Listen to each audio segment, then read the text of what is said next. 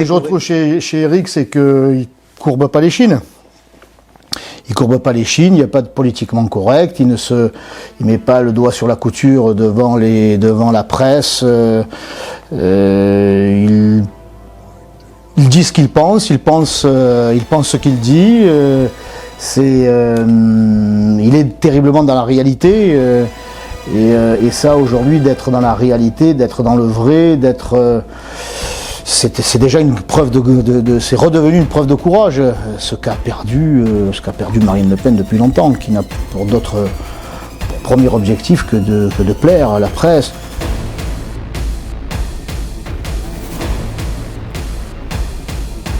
Bonjour Stéphane Ravier. Bonjour. Bonjour sénateur et merci beaucoup d'être avec nous. Nous sommes très honorés de vous recevoir sur la chaîne du mouvement Reconquête sur YouTube qui compte maintenant presque 55 000 abonnés. Donc un beau parcours et des adhérents, des téléspectateurs très demandeurs de nouveaux visages, et vous en êtes un, parce que vous êtes vous étiez l'unique représentant du Rassemblement National au Sénat, oui. Et vous venez de rejoindre Éric Zemmour après combien 12, 15, 20, 30 ans passés au RN? C'est ça. Dites-nous un peu votre parcours. Militant dans l'ombre à partir de 1986, j'ai 16-17 ans, et puis adhérent en 1991. Donc ça faisait 30 ans d'adhésion, l'âge de la maturité. Donc à partir de là, la maturité m'a conduit à rejoindre Éric. Oui, c'est vrai, donc une famille du Front National et du Rassemblement National, famille politique. Donc on quitte une famille où l'on est avec des militants depuis un certain nombre d'années, c'est devenu des amis, des proches, donc c'est jamais facile, contrairement à ce que peuvent dire certains, change de boutique, opportuniste, carriériste, c'est un déchirement, c'est vraiment une épreuve. Oui, on s'est rencontrés il y a un mois, je me souviens, oui. Dans un restaurant juste en face du Sénat. Vous étiez en séance de nuit contre le pass et vous aviez fait une sortie remarquée d'ailleurs, oui. Contre le ministre Véran, qui avait été très suivi chez nous. Et vous avez traversé la rue, vous êtes arrivé dans un bar un peu par hasard, m'avez-vous dit à l'époque, je vous ai pas complètement cru. Oui, pour prendre un verre, pour décompresser un peu en attendant que la séance reprenne. C'est ça, puis il se trouvait que c'était une réunion militante zémorienne et vous êtes resté quand même 2 heures. Oui, je suis resté parce que je me suis pas trouvé mal à l'aise. Là, oui, j'étais quand même déjà en famille. Et oui, et vous m'avez dit à ce moment-là, je me souviens très bien, ça m'a marqué, vous m'avez dit, on ne quitte pas un mouvement comme ça où on milite depuis tant d'années sans déchirement, et vous le redites aujourd'hui. Oui, c'est une réflexion à partir d'un certain nombre d'expériences, de signaux plus ou moins faibles, des convictions que l'on a toujours en soi. Moi, je me rappelle pourquoi je suis rentré dans cette permanence du Front National il y a 30 ans, parce que j'avais des convictions, ce sont toujours les mêmes, et on constate petit à petit que la nouvelle direction, la nouvelle présidence, qui a déjà une dizaine d'années, mais justement, elle a pris ces dernières années, ces derniers mois, à abandonner certaines de ses convictions. Alors, allez, on se dit bon là, c'est peut-être stratégique, c'est pour envoyer des signaux à un certain électorat, mais c'est peut-être passager. Puis on se rend compte que non, quoi. C'est que le Rassemblement National de 2019, 20, 21 n'a plus rien à voir avec celui qu'on a connu il y a seulement une dizaine d'années. Et puis vous sentez aussi que justement vous n'êtes plus le bienvenu dans cette famille, qu'on fait tout pour vous faire comprendre qu'il serait bien que vous preniez le large. Et puis justement, on regarde ailleurs, quoi. Et puis il y a une autre branche de cette famille qui a su pousser rapidement, et chez qui on se retrouve à l'aise, idéologiquement, même j'aime pas trop ce terme, en tout cas des convictions sont là. Et puis on trouve aussi des amis qui ont déjà franchi le pas.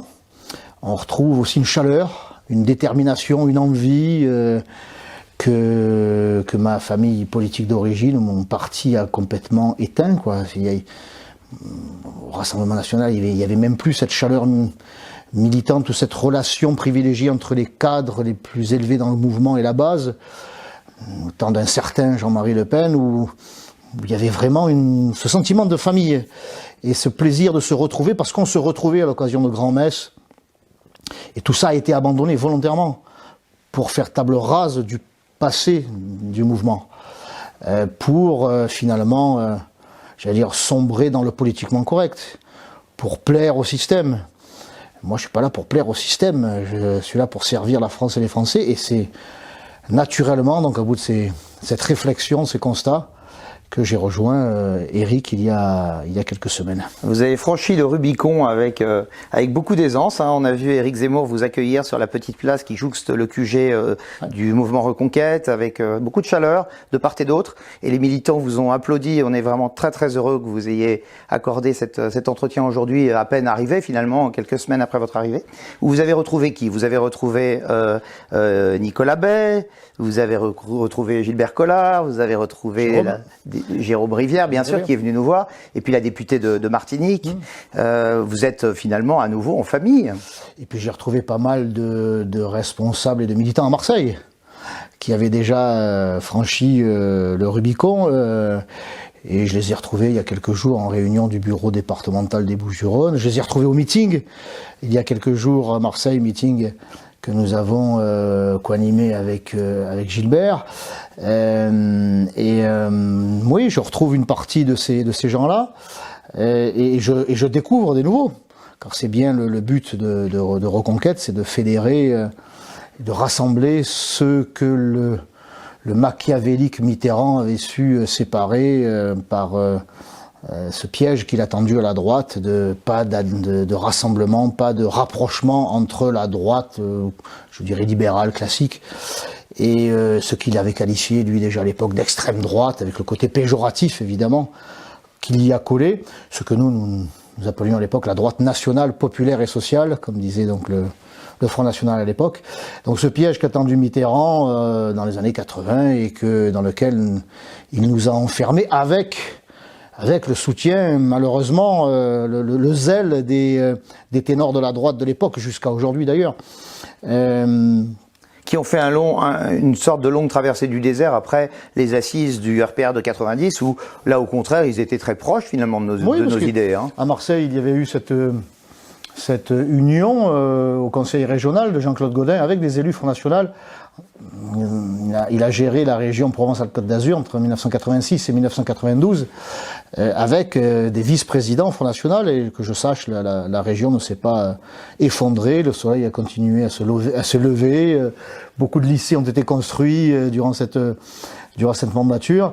Et puis voilà, 92, le clash, le ordre a été donné par la direction parisienne RPR-UDF de ne plus jamais nouer des alliances avec le Front National, et donc cette traversée du désert, cette errance idéologique pour plutôt la droite. Plutôt une errance idéologique, oui, c'est ça. Qui petit à petit s'est rapprochée de la gauche, du centre, et puis de la gauche en réalité.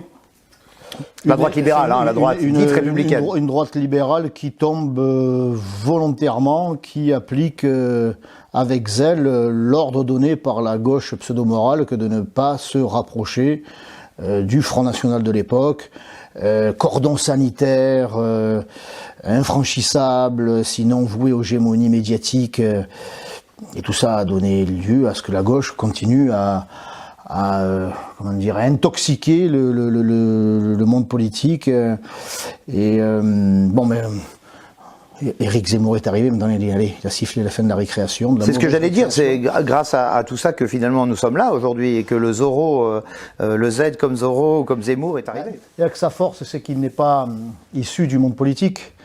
Il est vierge de toute responsabilité politique, donc il est au-dessus de tout ça, et en étant au-dessus, il a toute la force et la légitimité pour dire maintenant ce suicide français, que d'être aux ordres de la gauche, maintenant ça suffit. Moi je veux rassembler toutes les droites, toutes les bonnes volontés, et qui aiment la France, qui aiment la grandeur de la France, qui souhaitent lui redonner cette grandeur. Eh bien me suivent, d'où que vous veniez à droite en particulier, et c'est l'appel auquel j'ai répondu aussi. Et qu'est-ce que vous identifiez comme différence entre le Zemmour d'aujourd'hui et le Jean-Marie Le Pen d'il y a 20 ans, et que vous aviez aimé et pour lequel vous vous étiez battu? Les différences? Ouais, les différences ou les similitudes d'ailleurs. Qu'est-ce que vous retrouvez chez lui que vous aviez aimé Et qu'est-ce que vous Ce que je retrouve chez Éric, c'est qu'il ne courbe pas les chines. Il courbe pas les chines, il n'y a pas de politiquement correct, il met pas le doigt sur la couture devant la presse. Il dit ce qu'il pense, il pense ce qu'il dit. Il est terriblement dans la réalité. Et ça, aujourd'hui, d'être dans la réalité, d'être dans le vrai, c'est déjà une preuve c'est redevenu une preuve de courage. Ce qu'a perdu Marine Le Pen depuis longtemps, qui n'a pour premier objectif que de plaire à la presse, d'arrondir les angles, et à force d'arrondir les angles, il n'y a plus aucune aspérité, peut-être pour les attaques, mais aussi pour y adhérer. Alors, avec Éric, on retrouve un véritable bélier, quoi. Mais un bélier, pas seulement je rentre dedans, il y a des convictions, il y a il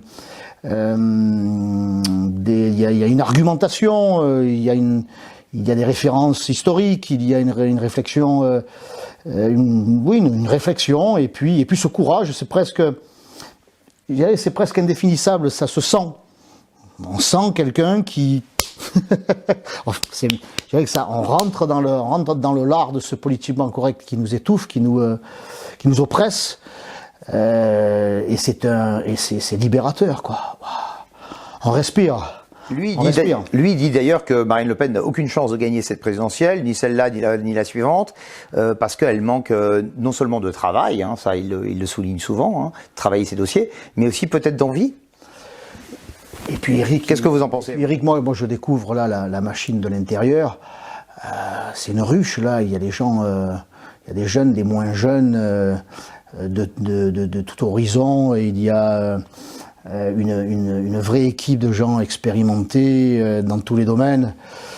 Alors que Marine Le Pen, c'est fort à la mot, quoi. Enfin, il y a plus qu'un petit carré de marinolâtres, de gens qui lui sont redevables et qui sont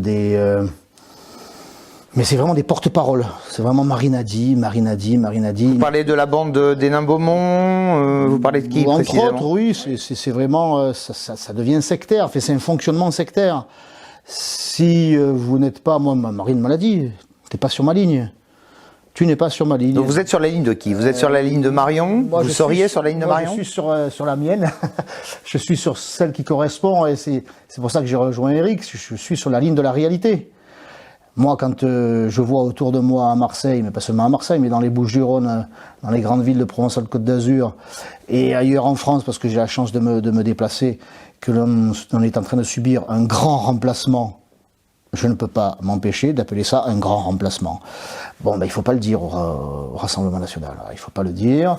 Lorsque je m'oppose, moi, au Sénat sur la PMA sans père, et que j'entends que Marine Le Pen souhaite faire un moratoire si elle était élue à la présidence de la République, je vois quelqu'un qui recule. Pour lutter contre l'immigration, j'observe que Marine Le Pen ne conteste plus la toute-puissance de la Cour européenne des droits de l'homme ou de Schengen. Je me dis, Marine Le Pen recule. Là, sur l'affaire, c'est plus qu'une affaire, mais sur cette terrible actualité russo-ukrainienne, c'est le silence, c'est le sauve qui peut. Il y a aucune proposition. Donc elle est dans la reculade, elle est dans cette volonté d'arrondir, de ne pas prendre position, alors que toutes les situations, on est vraiment dans la zone rouge, que ce soit l'immigration, que ce soit la fiscalité, que ce soit la souveraineté. Elle est tout le temps dans cette prudence qui montre qu'elle n'a finalement pas la force d'être un véritable chef d'État. Alors vous me donnez la transition que j'attendais, parce que vous êtes membre aussi de la Défense et des Affaires étrangères du Sénat. Donc vous connaissez assez bien, j'imagine, le dossier russo-ukrainien, comme vous l'appelez. Qu'est-ce que vous pouvez nous en dire, non pas du point de vue de Marine Le Pen, parce que ça, on va passer au chapitre suivant. Marine Le Pen, ça serait rapide, puisqu'il voilà, n'y a aucun avis. Il n'y a rien à en dire. Mais du point de vue d'Éric Zemmour, est-ce que vous pensez que nous avons des propositions à faire que le président Macron refuse, disons, une posture qu'il refuse d'adopter pour une raison ou une autre? Le président Macron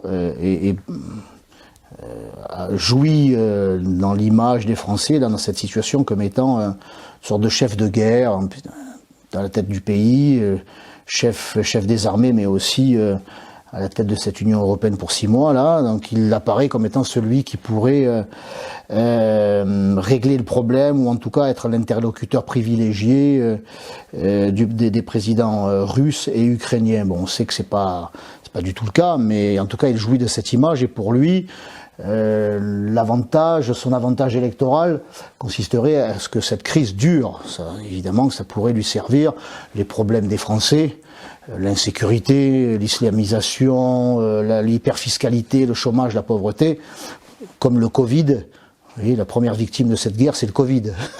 Plus personne ne parle du Covid, même plus Véran, tout ça a disparu. C'est Macron, le chef de guerre, celui qui va faire plier Poutine, c'est ce qu'il nous avait dit il y a quelques jours. Hein. Souvenez-vous qu'il était déjà chef de guerre contre le Covid. Il était chef de guerre contre le Covid, il est chef de guerre tout le temps, quoi. Là, il y a une vraie guerre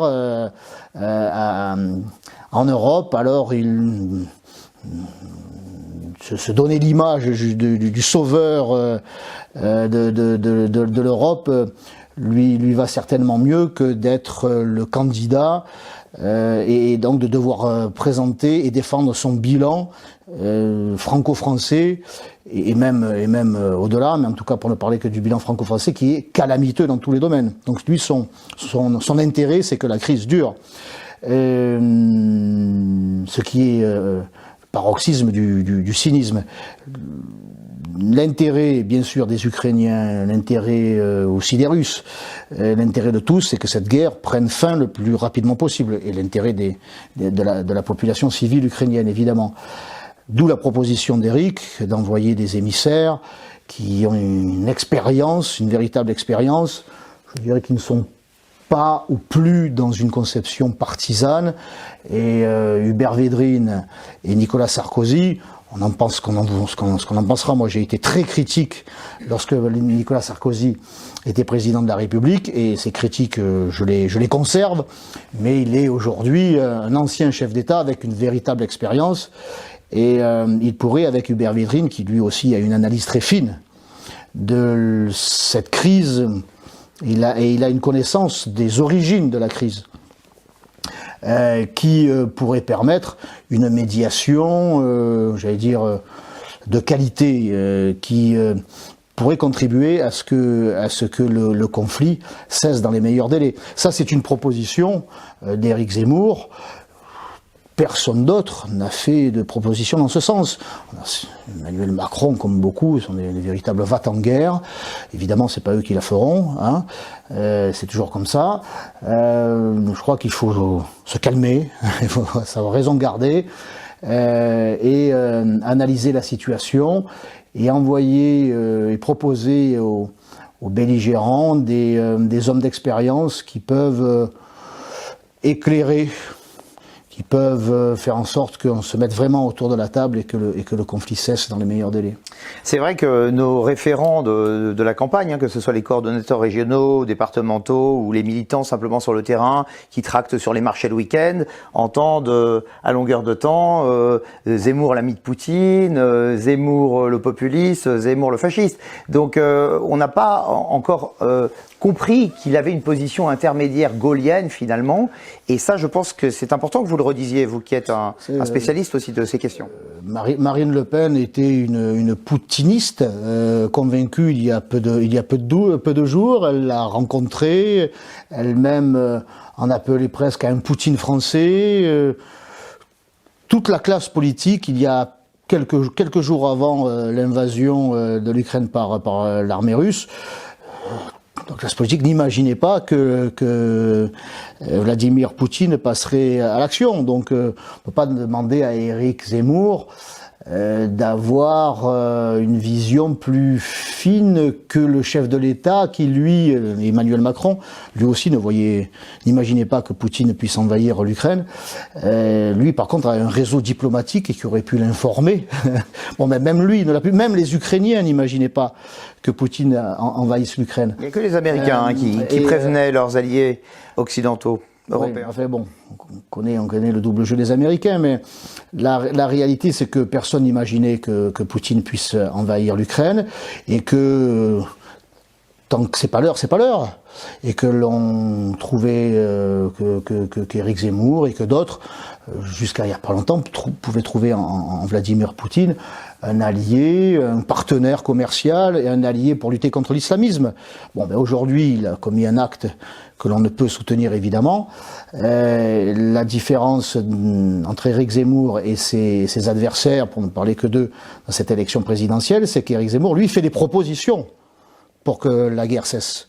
Il fait des propositions, il a condamné sans réserve l'invasion russe, et il fait des propositions pour que la guerre cesse dans l'intérêt des populations, dans l'intérêt de tous. Oui, et il a vraiment une position gaullienne dans cette affaire, comme d'ailleurs sur le reste, une position équilibrée. Une France qui ne se soumet pas aux Américains, qui n'est à la remorque de personne, une France qui agit en son nom. Alors justement, la France gaullienne, elle est derrière nous, mais parce que ceux qui ont succédé ont tout abandonné. Eh bien, cette France, elle a besoin de grandeur. Elle peut retrouver sa grandeur par des actes. Et cet acte, ça commence par être souverain, par être indépendant, et à faire ce genre de propositions, voilà, sans devoir appeler Washington, sans devoir demander son accord au président américain ou son accord au président russe. Bon, nous agissons en notre nom. C'est une attitude de souveraineté, de grandeur qui, moi, me sied. Donc Zemmour ne sera ni le petit télégraphiste de Biden, ni celui de Poutine. Et ça, c'est bon de le rappeler, je pense, en ce moment, c'était très important pour nos militants, très important pour nos téléspectateurs. Oui, bah, là, cette image qui est donnée d'Éric, dans cette histoire, elle est complètement fabriquée par les médias et par ses adversaires, Valérie Pécresse aussi, elle était très poutiniste il n'y a pas longtemps, elle était très... Mais bon, ils arrivent à se mettre en retrait de ces positionnements qui étaient les leurs il y a encore quelques jours. Mais encore une fois, le seul qui fait des propositions dans l'intérêt des Ukrainiens, dans l'intérêt de tous, et aussi de la France, c'est Éric Zemmour. On attend encore les propositions des autres. Très bien, sénateur Ravier. Dites-nous, pour conclure cet entretien qui est destiné à mieux vous connaître, évidemment, comment vous appréhendez la fin du pass vaccinal? Vous qui vous êtes élevé contre ce pass de la honte, comme vous l'appeliez, hein, oui. Et qui envoyait la fin, puisque le ministre Véran lui-même l'a plus ou moins annoncé pour fin mars, je crois. Mais est-ce que c'est vrai? Est-ce que... Tout ce pataquès. Qu'est-ce que vous pensez de ce louvoiement du gouvernement? Moi, je suis pas un devin, hein, mais j'avais dit, mais comme sans doute beaucoup d'autres, critiques envers ce pass vaccinal il y a quelques mois, lorsqu'il était question qu'ils le mettent en place, que Emmanuel Macron jouait sur ce tableau, sur double tableau. Je suis le protecteur des Français avec ce pass vaccinal, et le pass vaccinal sera levé quelques jours ou quelques semaines avant les élections présidentielles, comme ça je passerai pour un libérateur, protecteur et libérateur. Donc il a mis ce pays en coupe réglée, il l'a divisé, il a mis dans une situation économique et démocratique épouvantable. Il a monté les Français les uns contre les autres, jusqu'à pointer du doigt le personnel médical. Après nous avoir demandé de les applaudir chaque soir à 20h. Il les a voués aux gémonies pour ceux qui n'étaient pas vaccinés. Il aura été un diviseur pendant cette crise, mais il aura eu tous les culots, puisque maintenant il veut faire croire qu'il est un libérateur. On aurait très bien pu se passer de ce pass vaccinal, comme nous l'avons toujours dit. La preuve, c'est qu'on parle plus de Covid, là, le Covid est mort, il est mort à Kiev, il est mort en Ukraine. Je pense que les Français devraient quand même avoir cette réflexion sur cette crise du Covid. Ils ont été, je dirais, presque manipulés de bout en bout, quoi. Ce gouvernement, dès janvier 2020, a menti en raison de son impréparation, de son incompétence. Et le mensonge aura coûté des vies humaines. Il aura ensuite culpabilisé les Français en général, en particulier dans le domaine hospitalier. La division permanente, c'est pas le coup d'État permanent, mais c'est la division permanente avec Macron, quoi. Et c'est extrêmement grave. C'est extrêmement grave. Moi, j'ai jamais vu un pays autant divisé. Les Français se montraient du doigt. Il n'y a pas mis le masque, le pass, pas le pass. Alors qu'en réalité, le responsable de cette situation, c'est Emmanuel Macron et son gouvernement. Est-ce que vous pensez que les Français en ont suffisamment conscience pour le lui faire payer à la prochaine échéance électorale? C'est à nous à rappeler aux Français justement cette situation, et pas seulement celle-là, la situation économique. 10 millions de pauvres après 5 ans de présidence Macron, 1 million de pauvres de plus, 5 millions de chômeurs, de vrais chômeurs, une islamisation de plus en plus conquérante, une immigration massive, le grand remplacement, une insécurité qui vire à la barbarie. Je veux dire, tous les signaux sont au rouge en réalité. Et à Marseille, vous êtes aux premières loges. Hein. Et à Marseille, c'est la même chose, mais puissance 10. Mais puissance 10. Alors, notre travail pendant cette campagne électorale, c'est effectivement de rappeler aux Français ce qu'est le bilan d'Emmanuel Macron, le vrai bilan, et qui ne doit pas être masqué par cet écran de fumée, si je puis dire, parce que la situation est évidemment grave, mais par cette diversion, ce qui pourrait être une diversion, ce qui constitue pour Emmanuel Macron une diversion à ce qui se passe en Ukraine. Sénateur Ravier, cher Stéphane, merci beaucoup d'être venu jusqu'à nous expliquer vos positions et le plaisir que vous avez finalement à avoir rejoint Éric Zemmour. Vous avez dit lors de l'ajout verbal avec Olivier Véran au Sénat le soir où nous nous étions rencontrés, et surtout vive la France. Donc vous étiez déjà avec nous avant même d'y être. Merci encore. Je le disais avant, mais disons que j'ai retrouvé chez Éric ce plaisir et cette détermination de pouvoir le crier haut et fort, quoi. Surtout, vive la France. Vive la France. À bientôt, Stéphane. À bientôt.